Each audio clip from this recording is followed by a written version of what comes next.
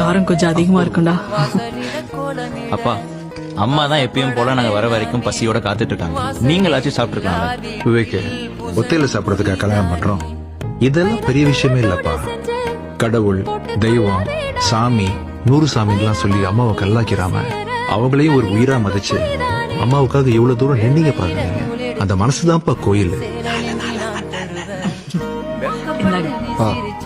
நாங்க அம்மா கையில இருந்த வெறும் கத்தி தான். ஆனா அதை சொல்லட்டுற துணிச்சல் அம்மா கிட்ட மட்டும்தான் இருந்துச்சு. யாரும் எந்த வயசுலயும் வாழ்க்கையை மறுபடியும் தொடங்கலாம்னு சொன்ன எங்க அம்மா நிஜமாவே ஒரு ரோல் மாடல் தான்.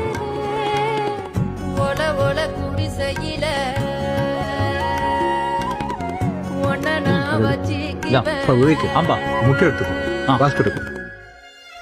உனக்கு பிடிச்ச உருளைக்கிழங்கு புரியுமா, போட்டுக்கோ. சூப்பர்மா. சொல்லி சாப்பிடுமா. சாப்பிடுறோம். பசங்களா பாயசம் இருக்குடா. ஓ